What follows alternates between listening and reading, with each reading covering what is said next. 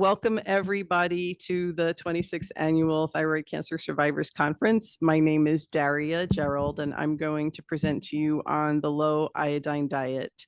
This is our very first hybrid conference where we have a live audience and we have all of you out in cyberspace. So we do have some technical people here in the room that are helping me out, but I'm going to jump in and start presenting my material. And we want this to be informal. This is more of a roundtable. So I'm going to buzz through the material fairly quickly, and then we're going to open it up for questions. So the low iodine diet, why do you need this diet? So thyroid tissue, a healthy thyroid, and even thyroid cancer tissue in most cases, likes to kind of absorb iodine or suck up iodine. Think of it as a sponge that soaks up iodine. And when we eat a normal diet, any thyroid tissue, thyroid cancer tissue is going to have what I like to call resident iodine. It's kind of living in there. So you go on the low iodine diet to evict that iodine. You want to kick them out. That makes you iodine hungry, so that when you swallow your radioactive iodine, whether it's a tracer dose for a scan or a larger treatment dose for an ablation, we call that an ablation, it'll just be more effective. If you don't follow the diet, there's a greater chance that that resident dietary iodine is going to sit there, and then the radioactive iodine will try and go, and it'll basically be bounced away. So that's the why. And why do I want to do this diet? And you're out there saying, I don't want to do this diet. We all get frustrated because we can't have things that we like, and we can't take advantage of what we usually do with, like, eating out and having a friend send over a dish. But you get to control a little bit about your treatment, and it's a great opportunity to take some control in your own healthcare, especially during a time when so much is out of control. What if I accidentally eat some iodine? You're trucking along on the diet and you are feeding a yogurt to your kid and you take a spoonful of it. Uh-oh, don't panic. It's just like any other diet. Just get right back on track. Do your best. Do it for the amount of time that your doctor advises. We say with ThyCa, 2 weeks before to about 3 days after. Some doctors will say like a full week after. Some will say just 2 days. Ask your doctor and try and plan ahead. It helps you not make mistakes. How can you remember? This is what I did. I labeled everything in my fridge. I had, put X's on tops of things that I shouldn't grab. And I put the letter I, for iodine safe. And I move things around in the house where things I shouldn't have were in the back of the cupboard or back of the fridge. And then I wore a wristband. I do not like those silicone wristbands because I sweat underneath them. They're uncomfortable. So I wore it on purpose so that if I reached into the fridge or into the cupboard, it was a reminder that, uh-oh, I'm on the diet. If you normally wear one, you could switch it to the other arm just so that it's kind of like a little bit weird feeling or uncomfortable for you. And that's just a little reminder, or you don't have to do that. It's just what I did. Can you have salt? Absolutely. It's not a low salt diet or a low sodium diet. It's a low iodine diet.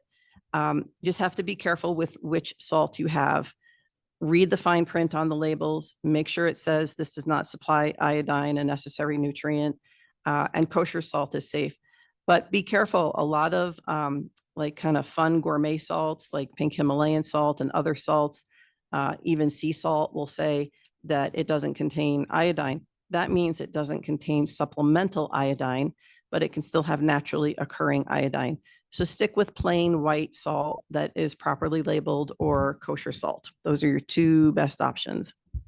Can you have bread? Probably one of the hardest things to give up. Yes, if you bake it yourself. Watch your ingredients. Most bread recipes are pretty basic and just require, flour, sugar, yeast, salt, dash of salt, a little bit of water, maybe some oil, some olive oil, something like that. Really simple. But if you have a recipe you want to change around, substitute water for your milk. Try taking a plain boiled potato that you peel, mash it up, mix it with warm water. You can use that to replace the milk in your bread recipe. And then you end up with a kind of a nice potato bread. And make sure you're using vegetable oil. All vegetable oils are safe on this diet, including soy oil. And you can substitute that for any butter or margarine. And you could also use like Crisco vegetable shortening if you wanted. You can also use like matzah. It's like a flatbread cracker. It's available unsalted, and that's a great substitute for, like a peanut butter and jelly sandwich or open face sandwich. You can even find unsalted matzah meal if you wanted to use that as a breading on something like fried chicken. Why can't you have commercially baked bread? It's full of dough conditioners that are iodine based. They clean their equipment with iodine based solutions. They add salt to their bread. We at ThyCa always assume added salt in commercial products and in restaurants is iodized, even if the manufacturer says otherwise. Commercial bread often contains, excuse me, milk or milk products. If you know a local baker that you trust, you can ask them to bake, or a friend. Or if you know somebody with a bread machine, or if you have one, put it to use or borrow one from a friend and start baking that homemade bread. Chocolate, you can have chocolate. I know this was important for me. You have to avoid milk chocolate because of the milk fat, but you can have many brands of dark chocolate. Cocoa powder is also totally safe. Just read the ingredients, make sure there's no milk or milk products. Soy lecithin, which is often found in chocolate, is safe. So don't worry about that one. And when you see the term cocoa butter, that's not actually butter. So that's also safe. You can't have butter, obviously, because it's a dairy product. Why can't you have margarine? Because most of them have whey or other milk products. It's hard to find, but you can look for an unsalted margarine that's free of milk products. Or you could use vegetable shortening like Crisco. You can doctor it up. You can add some kosher salt. You can season it up and make like a compound butter, a seasoned butter. You can add cinnamon, that kind of thing. So, just do your best to avoid margarine and butter unless you can really find that unsalted dairy-free version. Again, very hard to find. Food to avoid. Iodized salt, sea salt, salty food. I'm going to take a sip. As you know, many of us with thyroid cancer have voice issues. Plus, we are in Denver, Colorado, where it is dry. So avoid salt and salty food. I carried kosher salt with me when I was out and about on the diet. You can order, a plain cut of meat if you have to eat out, and you can put a little bit of your own salt on it. Salads are generally safe, just not the croutons and not the bacon and not the cheese. So don't use any of that, but you can have like a veggie-based salad, and for a safe dressing, a lemon wedge and some olive oil or oil and vinegar, that is safe. Avoid dairy, avoid seafood, avoid egg yolks, anything with items made from the sea, carrageenan, agar-agar, nori, algin, alginate, all of those are made from seaweed. All prepared or cured meats, ham, bacon, sausage, corned beef, anything like that you need to stay away from. Remember, it's only for a couple of weeks.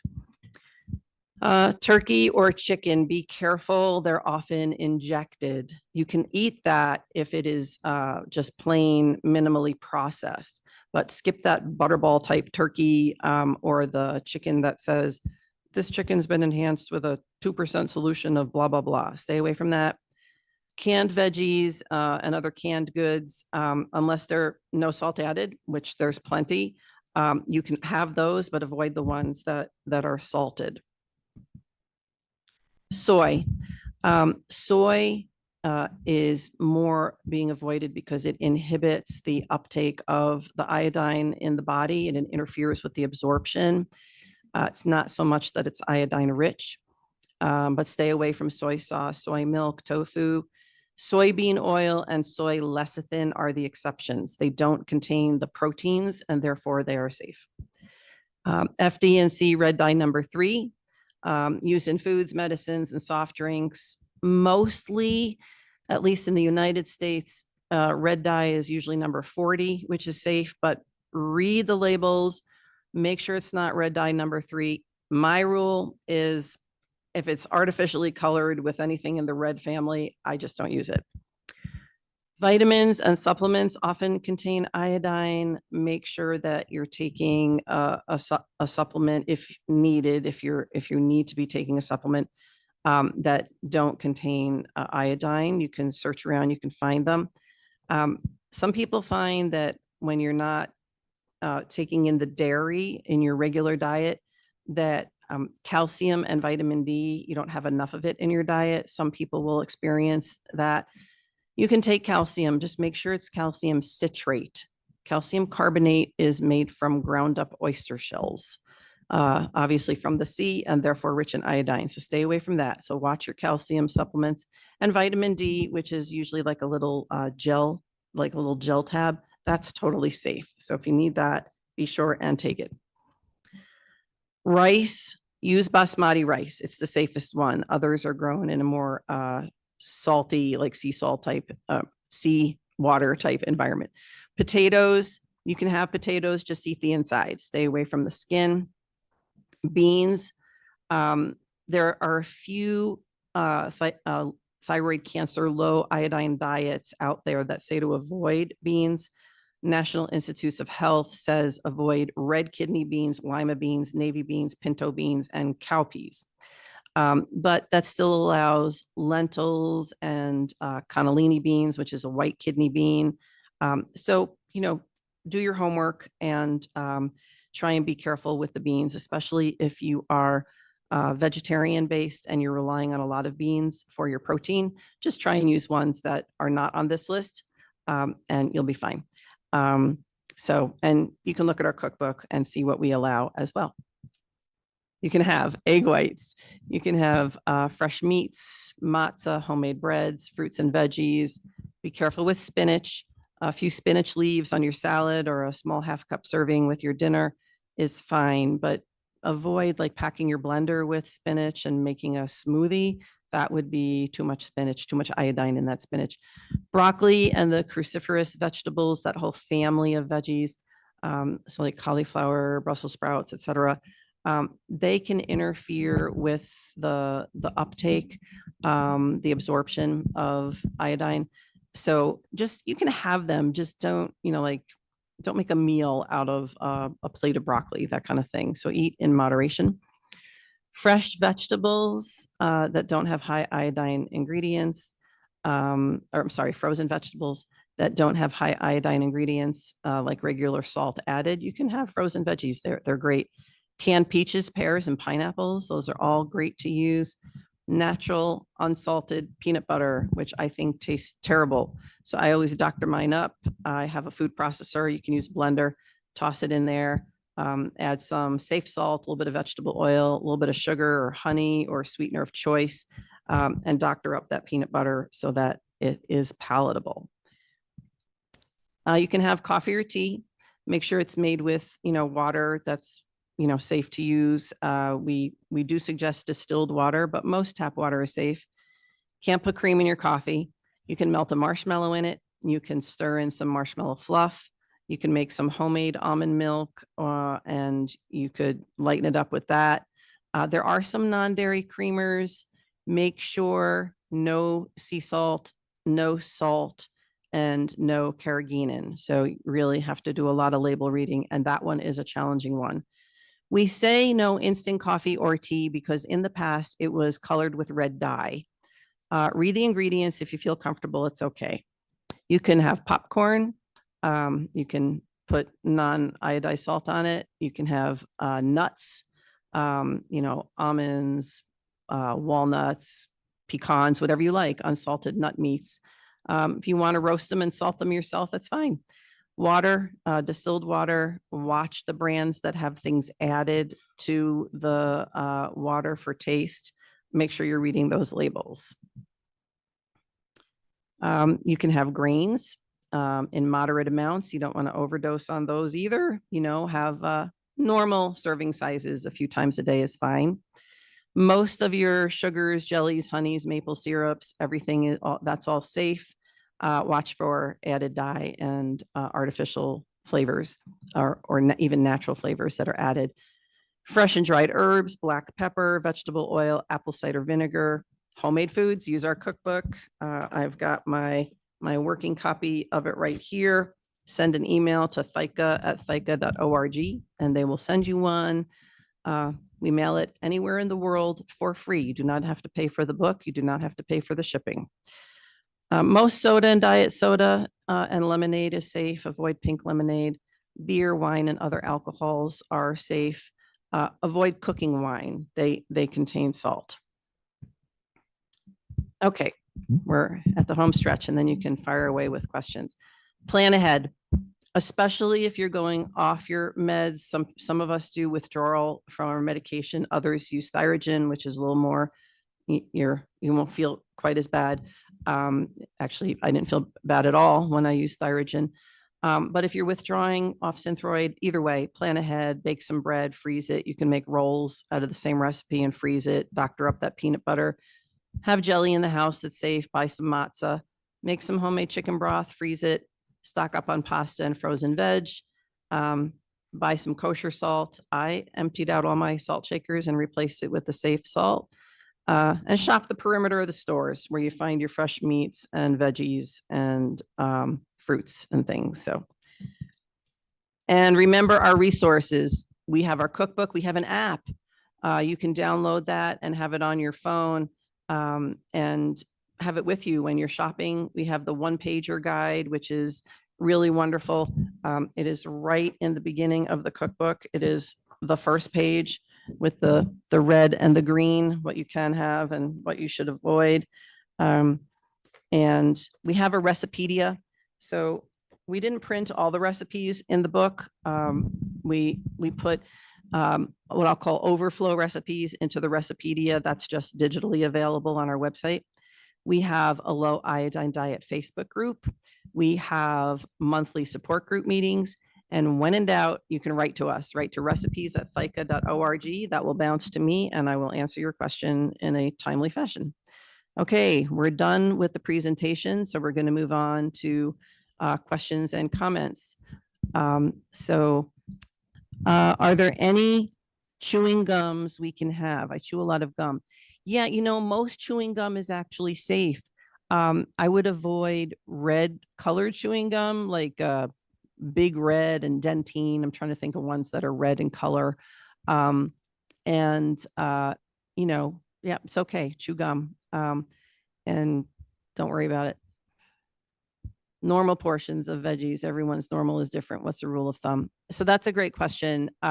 In the cookbook, it'll actually give you like ounces and things of portions that you should try and do. And but what I like to say is to use the size of your hand as your guide. Like if you're a large person, a large guy, say that's like 260 pounds, and we're saying eat, 3 ounces of meat twice a day, 6 ounces of meat total. Look at your hand. This portion of your hand, which is, we say, about the size of a deck of cards. It is for me, and that's about 3 ounces. So for me, it would be 3 ounces twice a day or 6 ounces total. But for somebody who's larger and has bigger hands, bigger person, you might need a little bit more protein. So, it's okay to have a touch more. For vegetables, you can pretty much have whatever you want in terms of portion size. You can have a huge salad, but not a spinach salad. Have a huge salad made out of like iceberg and romaine, and fill it up with tomatoes and cucumbers and fresh peppers and things like that, and radishes, chopped celery. You can have all of that in very, very large quantities.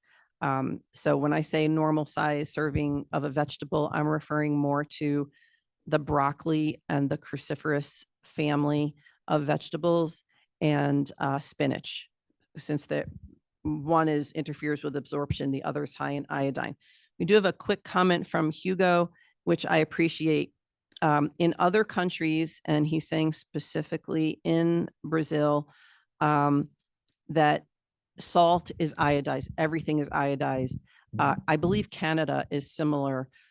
where all the salt products are iodized. So you might have to do some research and your homework and hunt around, maybe find an international food store where you can get some kosher salt from the United States. And, just do your homework. Somebody Hugo got his salt from the nuclear medicine doctor. Somebody says you can't have nicotine. It interferes with iodine uptake. I have no idea. I don't know. I've never heard that. So could you have the subreddit for the thyroid cancer? Yeah, it's just thyroid cancer, all one word, all connected. And that's the subreddit, and it's great. Oh, and Hugo put it into the chat. Thank you, Hugo.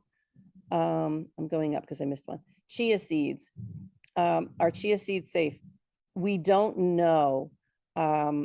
We've done a lot of research and we can't figure out the iodine content. So what I like to say is that's one of those things that use in moderation. I certainly would, me personally, not make like a chia pudding, like refrigerator oats packed with lots and lots of chia seeds. That's me. If you are a vegetarian and you're heavily reliant on chia in your diet, maybe check with your doctor. But I'm not sure on that one. I have my first oncologist appointment in 2 weeks. Is there any harm in getting on this diet early? So yes, you can start the diet earlier. It shouldn't do any harm, but keep in mind that you're not getting calcium. So what I would do if it were me, I would start the diet early with the exception of dairy, milk, and milk products. I would cut out the sushi, the fish from the sea, the iodized salt. I personally, that's what I would do. And actually I've done that when I knew I was headed into the diet. For beforehand, I started to taper off all of those foods just to kind of get into the groove of it. And I would continue with my dairy because I wanted that calcium.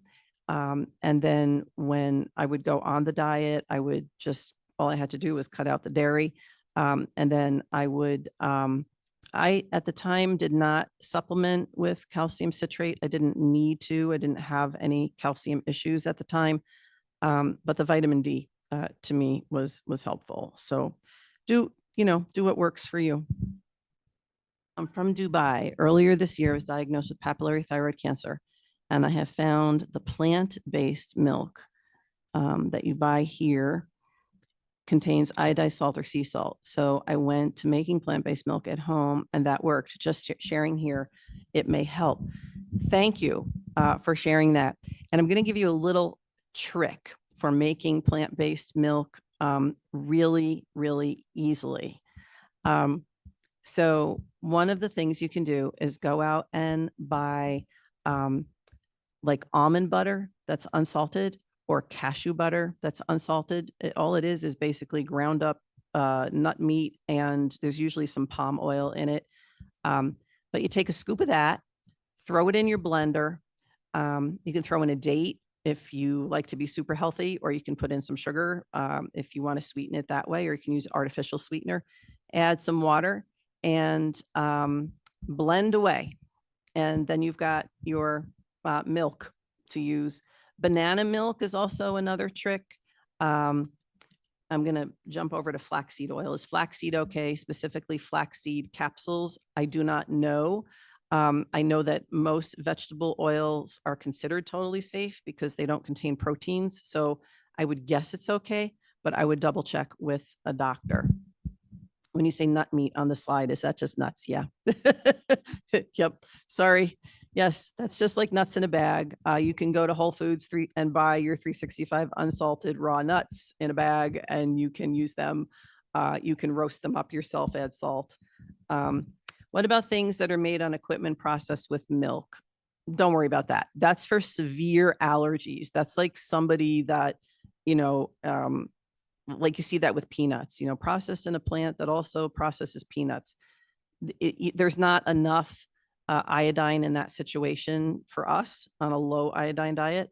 That's more for people with allergies. As a new ThyCa patient, is the lid something I will do frequently in the future after my initial dose yearly? My care team didn't give me advice. So the answer to that question is maybe. So yes, you may need to do the diet again. You do it in preparation for scanning and treatment. About a year later, and this is what happened with me, about a year later, I had to do the low iodine diet again in order to have another scan to make sure I was okay. Back in the day, I'm a 27-year survivor. I had to do that every year for a while, and then it went to every 5 years. So I've done this diet many, many times, too many times to count. In today's treatment world, most of the time, you do that clean scan, or hopefully get your clean scan, and then you move on to neck ultrasounds and thyroglobulin testing. Of course, ask your doctor what their surveillance plan is, and you can just ask them, hey, what's the surveillance plan? What are we going to be doing a year from now, 2 years from now? How often do I have to do this diet? Be aware that some doctors won't even recommend this diet, which I don't understand. I've heard explanations like it's too hard, people don't follow it, which I think is terribly disrespectful to us as patients, because many of us will do what we need to do. But use our resources. If you go out to the low iodine diet, go to ThyCa.org, start there. On left-hand side, there's a link, and it'll bring you to a page with tons of resources. The other thing to check out, and we have a low iodine booth in the conference. You can go there and see these videos. We have our YouTube page, and on our YouTube page, there's a session from, I don't think it was last year's conference. It might have been the year before. I forget. But there's a previous conference video where I'm presenting along with Becky Johnson, and we're kind of talking back and forth, and we talk about the diet. I also have a series of short clip videos out there: how to shop for salt, how to make safe chicken broth, how to shop for creamer. So you can hop out there, and those are short. They're like, 2-3 minutes, and watch those. Those are great resources.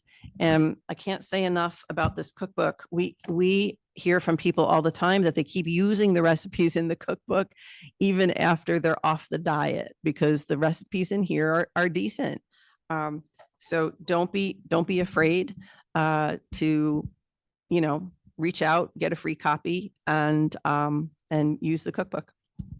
Go to ThyCa.org, and on the left-hand side, you can link straight to the cookbook. And yes, you can download it.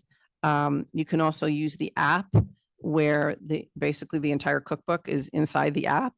And that helps you make shopping lists and things like that. That was developed by a thyroid cancer patient in Romania, actually. He designed that for us. So that was really wonderful. So you can do that too. No brown diet colas. So for example, no Diet Coke or no Diet Dr. Pepper, but okay with Sprite and Canada Dry. Yeah, Sprite, Canada Dry, ginger ale. The dark sodas have caramel coloring. We don't really know. Thank you for sending that out. We don't really know a lot about those artificial colors in the brown sodas. Actually, I recently read the ingredients on Diet Coke for someone who asked about it, and there was some natural flavors, and that's the issue, is we don't know what's in the natural flavors. Odds are the natural flavors are iodine free, so you could probably drink it in moderation. David says he thinks he sent a bread recipe years ago. I'll have to sift through the book and see if I can find that one, or maybe it's in the Recipedia. So where exactly is the app? On the left-hand side, there's a link that says Low Iodine Diet and App. And if you click there and scroll way down to the bottom, I think it's way down on the bottom of the page, might be in the middle. It says new, and it's pointing an arrow, and it says, Om is following along. So not the cookbook, go up where it says low iodine, that one, Low Iodine Diet and app. If you click there, and it's on that page. So if you send that link out, so Om is going to send the link to everybody. And on that page, you can find a link to the app. And then also on our YouTube channel, in the Low Iodine Diet section, there's a playlist. There's instructions on how to load the app onto your phone. It's a web-based app, so it's not a traditional like go to the Play Store and get the app. It's more of a homegrown thing, but it's super effective. I can tell you what I did when I was on the diet. I like to cook, so I baked bread ahead of time. What are common questions you haven't asked? I think a lot of questions tend to revolve around dairy. People seem to be flustered by dairy. You can make cashew cream, cashew butter. Nutritional yeast is safe, so you could add that and make something that's kind of cheesy. Thank you for sending out the playlist. Appreciate that. Somebody asked about kosher salts. Diamond Crystal kosher salt and Morton kosher salt are two brands that I use. I tend to use Morton because it's more readily available than the Diamond Crystal. When I used to live in New Jersey, where there was a much larger Jewish population, I could have access to other brands. Flaxseed, I believe that flaxseed oil is safe because vegetable oils are safe. And I would double check with the doctor on that. As opposed to fish, technically speaking, freshwater fish is allowed. The ThyCa approach is we say no fish. It's easier for people in general to say, don't eat fish, than to say, you can have freshwater fish, but you can't have fish from the sea. I've encountered people that don't even realize that there's a difference between the two. But if you're lake fishing in the middle of Michigan and you want to pull out whatever, I'm not familiar with fish. If you want to pull out whatever you catch and eat that, that's fine. I also have an issue with how things are labeled in stores. Like you can see freshwater trout in a store. It looks really similar to salmon. I'm sure artificial color has been added, maybe through the feed. So who knows what that is? So I would be careful with that. But if you have access to freshwater fish and you're comfortable enjoying that, that's okay. Toothpaste and deodorants, shampoo, etc. Somebody's asking about that. These are topical and you do have to worry about absorption. So I wouldn't use, and there are iodine or seaweed based products out there. My husband's favorite shampoo is Bumble and Bumble Seaweed, their shampoo and conditioner. I certainly wouldn't use that when I'm on the low iodine diet because it can absorb. But just read the ingredients, and if it's not a seaweed based product, I think it's totally fine to use. I never changed up my toothpaste. My only advice there is make sure it doesn't have red dye in it. Yeah. So, just be careful, watch the ingredients on those products, and you should be okay with toothpaste and shampoo. Just avoid the seaweed. Is green tea with matcha okay? I don't know the answer to that question. My advice is when in doubt, cut it out of your diet. Hair dyes. I don't know. I've got purple, teal, and pink in mine for conference. Hair dye, I would just watch out for the super artificial, like kind of what I have in my hair, that are really bright, that might be based on the red dye, or might be iodine based. Maybe ask your hairdresser if they could look at ingredients. But I don't think I'd stress too much about that one. Deodorant. When it comes to deodorant, most deodorants just plain, it's usually white in color. It's usually clear. You're welcome for helping you through this. But again, some things are seaweed based, and that's it's like a buzzword in the cosmetics industry that they use seaweed. This is not a time to go to the spa and get a seaweed wrap. It's certainly not a time to eat sushi, right? Let alone the fish. Even a veggie roll is wrapped in nori. So avoid those things. I'm going to go back to dairy because somebody had asked, like, what's the most common? That's really is the most common question. People, it's funny, they seem to be sometimes more concerned about not being able to put cream in their coffee than doing the radioactive iodine. And I get it. I like cream in coffee too. And I used marshmallow fluff. Becky, my partner in crime, who's traveling in Europe and couldn't be here for this, she would say to make a cashew cream. She's a pescatarian, eats mostly a plant-based diet, and she uses raw cashews to make all kinds of things: cashew milk, cashew cream. You can make it very thick, and you can stir it into your coffee, and it does lighten it up, makes it more palatable for people. I tend to like my coffee light and sweet anyway, and I'm a decaf person. I don't do well on caffeine. But for me, marshmallow fluff was the solution. Put it right next to the Keurig coffee maker and made my coffee. By the way, Keurig coffee is safe. It's just coffee inside those little pods. And made my coffee and put my marshmallow fluff in there, and I was happy. So that's one of the big ones. The other big one that seems to come up is bread. There are some diets that actually say you can have Thomas's English muffins. I don't agree with that. That does contain salt. There are some other low iodine diet sites out there that rely heavily on processed foods. And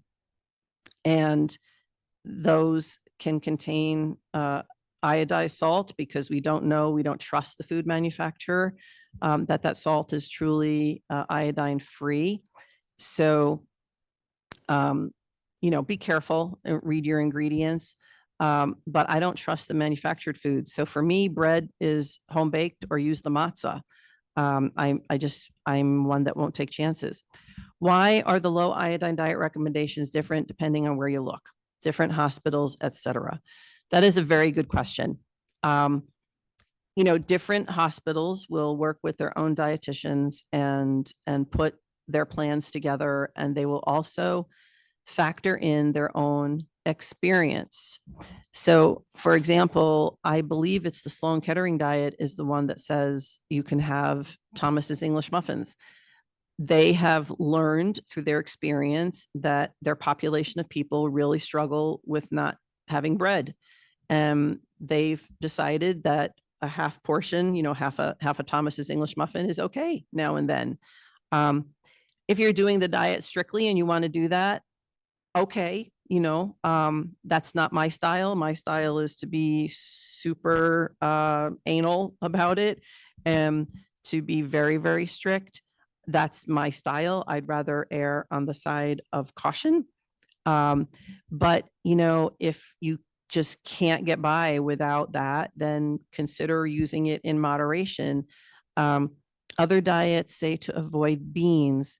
That's because the National Institutes of Health have done some research on various beans and say that some of them are richer in iodine than others. Our research does not indicate that. So we err on the side of caution and say, let's stay away from the red kidney beans and the cowpeas, and but be sure and leverage the other healthy beans that you can have, like a cannellini bean, like a white kidney bean, a lentil, things like that. The low iodine diet, is it okay to be kind of stressed or nervous about it, have some anxiety? I sure did. I was so afraid I was going to make a mistake. It kind of gets easier with time. Unfortunately, I had to do it so many times. But, just rely on the cookbook and try to not stress about it. Cook out of the cookbook, follow the guidelines, eat modest portions, and you'll be in great shape. Do you have to do this diet all the time? No, no, no. 2 weeks before to 3 days after, double check with your doctor, is the general time frame. Rest of the time you eat normally. This is temporary and only before scans and or treatments with radioactive iodine. So no, you do not have to go do this. This is not a for life diet. This is a very short period of time diet.